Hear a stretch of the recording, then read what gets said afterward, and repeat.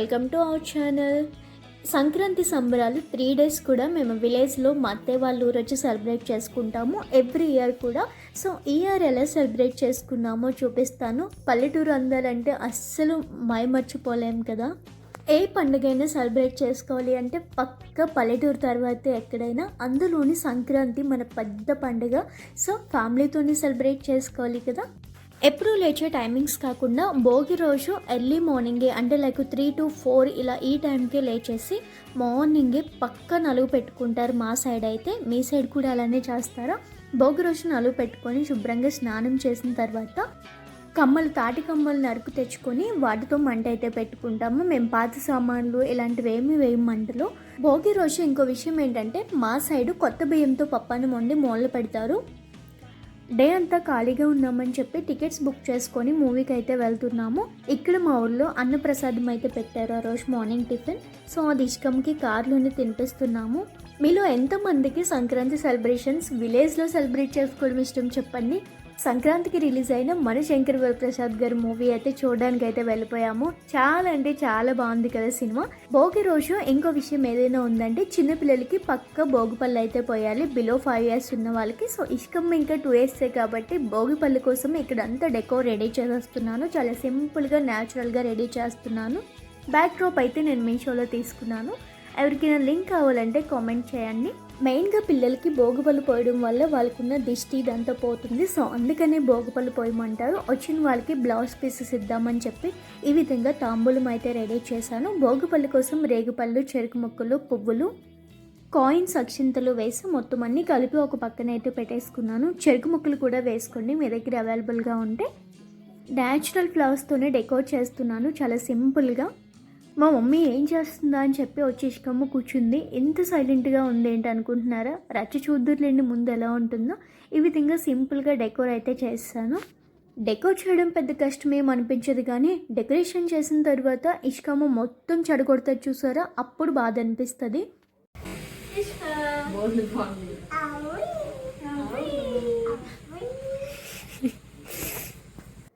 Chair ఏమో కానీ లేచి నడవడం చాలా కష్టంగా ఉంది. అందుకే రోజుకొకసారైనా చైర్ కట్టుకుంటే బాగుండేది, అలవాటు అయ్యేది.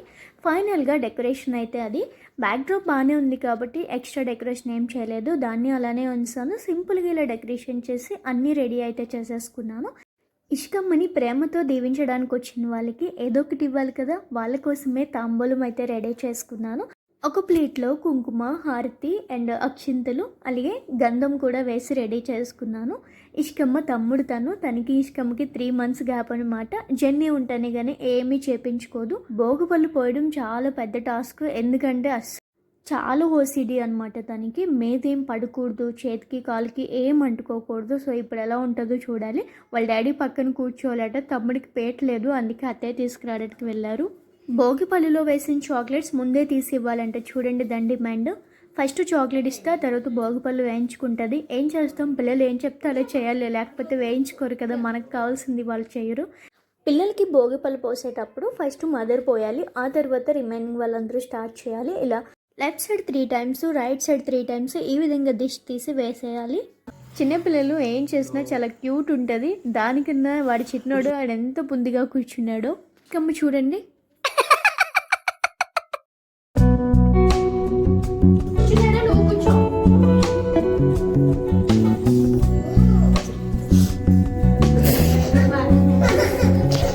దానికి నీట్గా లేకపోతే నచ్చదు.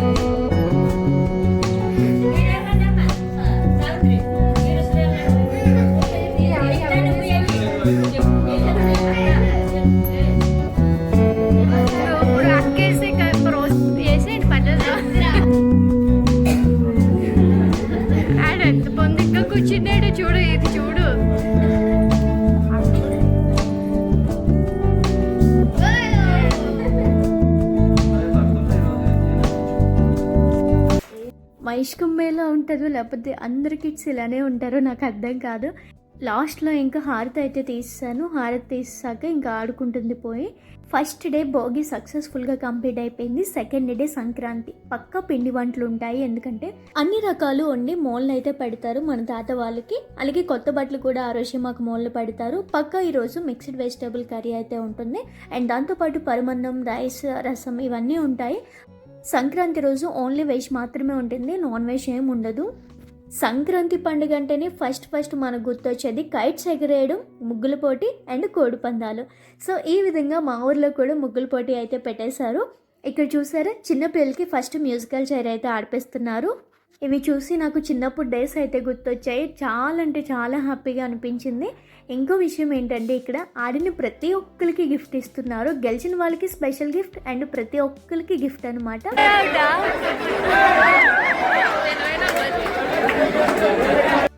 అంతమందిలో లాస్ట్కి ఇద్దరు మిగిలారు. వీళ్ళలో ఎవరు గెలుస్తారో చూద్దామా.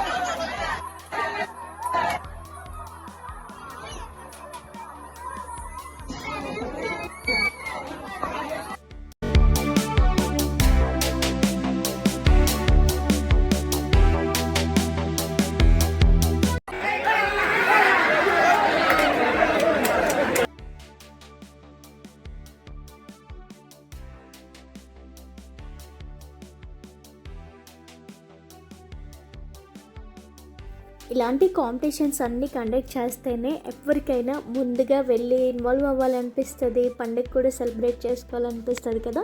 ఇక్కడ చూసారా, ఊరు మొత్తం ఇక్కడే ఉన్నారు. వాళ్ళ పిల్లలు ఆడుతుంటే చూడడానికి వచ్చారు, ముగ్గులు వేస్తుంటే హ్యాపీగా ఫీల్ అవ్వడానికి వచ్చారు. అందరూ ఎంత చక్కగా ముగ్గు వేస్తున్నారు.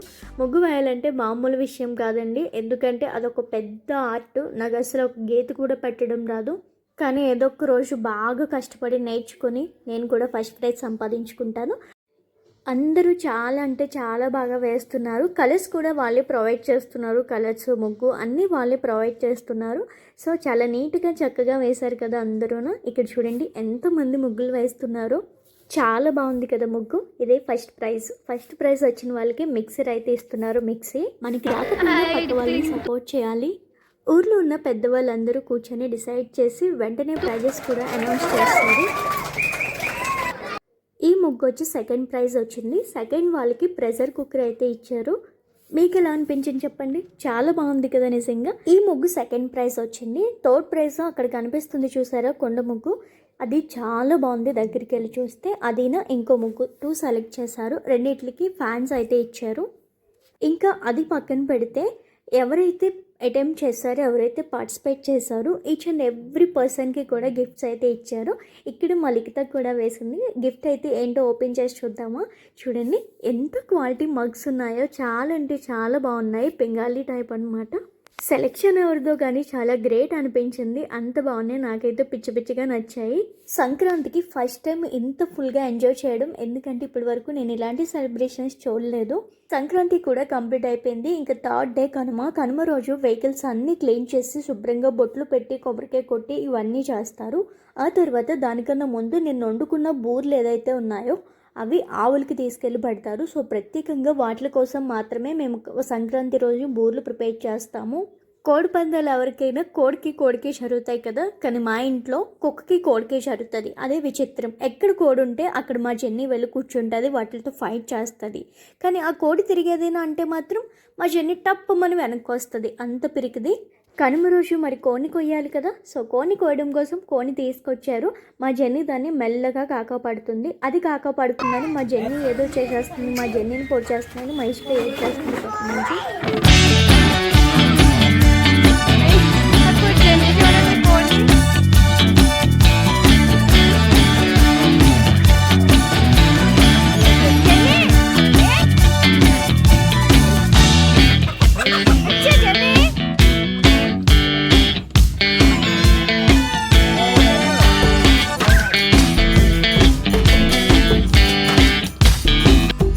ఆల్రెడీ చెప్పాను కదా, ఆవులకి బూరెలు తినిపిస్తాము మార్నింగ్ లేవగానే అని. దానికోసం పొలానికి అయితే వచ్చాము.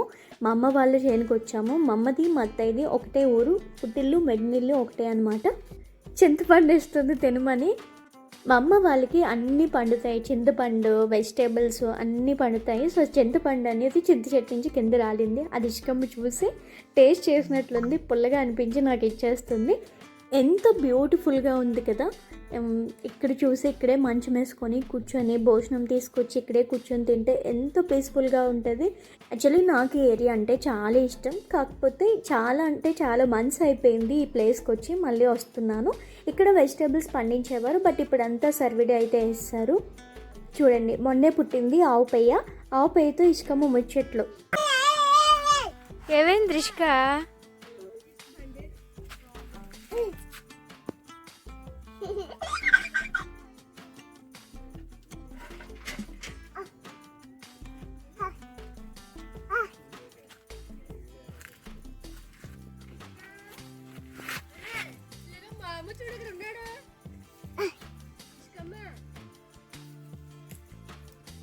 ఆవు పైతో మాట్లాడుతుండు.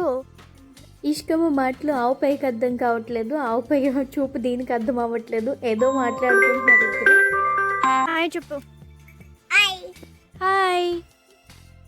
సెకండ్ ఇవ్వమ్మా ఇష్క. థ్యాంక్స్ చెప్పు ఆవు పైకి. ఇక్కడ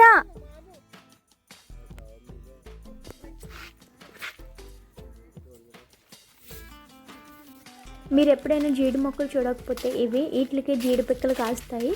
మధ్యలో ఒక దొంగ తిరుగుతుంది, మీకు ఏమైనా కనిపిస్తుందా? చూడండి ఎక్కడుందో. అది ఇంకో ఎవరో కాదు, ఇసుకమ్మ. ఇసుకమ్మ ఎక్కడికి? నానా ఎక్కడికి పోతున్నావు?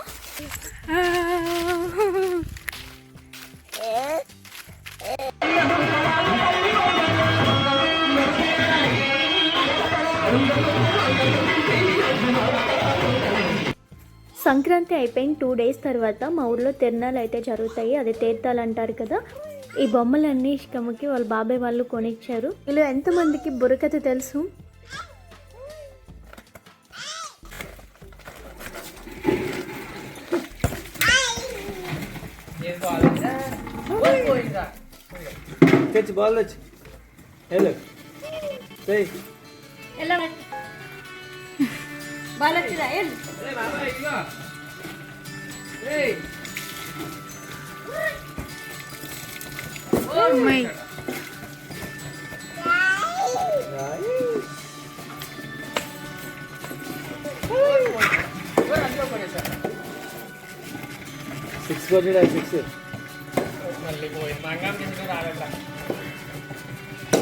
కొడు 4 కొడు.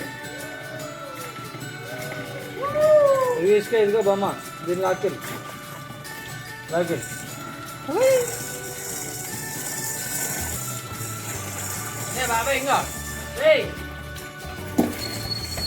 ఇసుక తీసుకురా. కొడు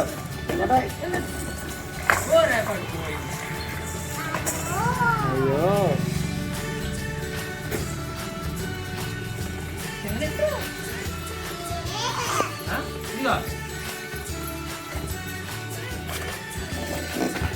కొడు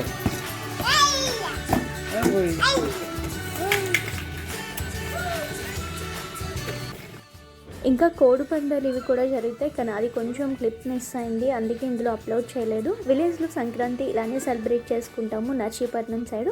వీడియో నచ్చితే లైక్ చేసి షేర్ చేసి సబ్స్క్రైబ్ చేసుకోవడం మర్చిపోవద్దు. Thank you for watching.